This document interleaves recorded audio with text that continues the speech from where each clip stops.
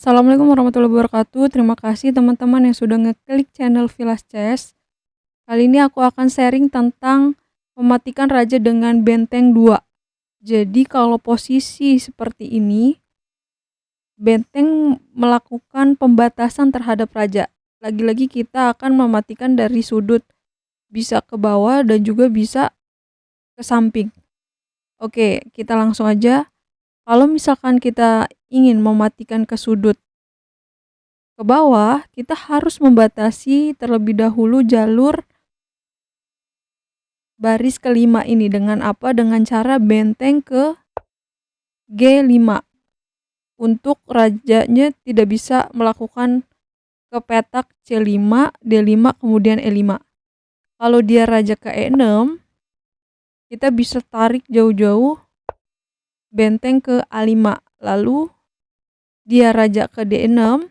Nah, posisi seperti ini jalur di baris ke-6 kita ambil, yaitu benteng ke F6. Jadi bentuk bangunannya seperti ini. Kemudian raja ke E7, baru kita raja ke B6. Maksudnya benteng ke B6, raja ke D7, benteng ke A7, raja ke C8. Kita tidak bisa cek ke B8 karena akan dipukul. Kita tarik jauh-jauh benteng ke H7. Satu-satunya langkah raja ke D8, lalu benteng ke B8. Posisinya untuk mematikan raja seperti ini. Oke, kita lihat lagi. Jika kita ingin melakukan ke sudut samping, jadi posisinya usahakan bentengnya jangan berada di jalur yang sama seperti ini. Jadi harus selang-seling. Misalkan raja B6, untuk apa? Untuk kita akan melakukan cek, kemudian nanti bentengnya ke sini, lalu benteng ke F6. Jadi dia zigzag bentuknya, posisinya. Kemudian kalau kita akan menggiring ke samping, kita akan membatasi jalur ini terlebih dahulu, yaitu benteng ke E7. Kalau dia raja ke D5, lalu kita benteng ke G1. Dia ke sini. Kita batasi dulu jalur D1. Kalau dia raja ke C6, benteng ke E4, dia raja ke C5, lalu kita benteng ke C4, raja ke B5, kemudian benteng ke B1, raja A5. Hati-hati jangan cek di sini petak ini karena bisa dipukul oleh raja. Kita tarik jauh-jauh benteng ke C8, dia raja A6, baru kita cek di A8. Oke, ini posisi dari mematikan benteng 2. Berikutnya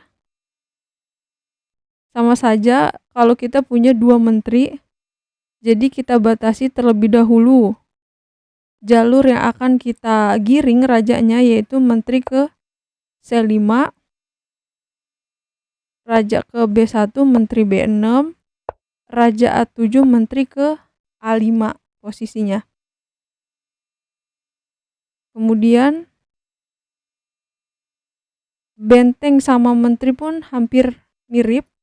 Kita akan membatasi jalur di baris ke-6, atau kalau kita akan menggiring ke samping, kita akan batasi jalur di baris D. Kita coba untuk mengambil sudut ke bawah. Jadi bisa benteng ke F6, kalau dia raja ke B7, menteri H7, raja C8, lalu benteng ke F8. Kita akan giring ke samping. Dibatasi dulu jalur ini dengan cara apa? Bisa menteri ke E6. Kemudian kalau di raja E8, benteng F5, raja ke C7, benteng ke D5, raja ke B8, menteri C6, raja A7, hati-hati kalau kita melakukan langkah ke B5, benteng ke B5, ini akan draw. Karena apa? Karena rajanya tidak bisa melakukan langkah. Jadi harus teliti untuk melihat petak yang bisa dilakukan rajanya. Jadi kalau misalkan kita punya menteri, usahakan kita tarik jauh-jauh terlebih dahulu. Menteri bisa ke C2. Kalau dia raja ke B6, baru kita tarik bentengnya bisa ke C5.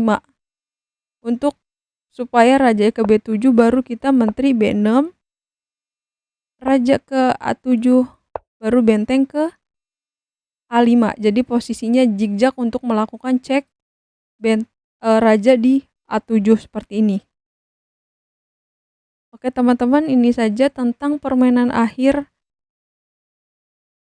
Teman-teman bisa praktekkan supaya melihat tempo-temponya untuk memberikan penyerangan terhadap raja hitam.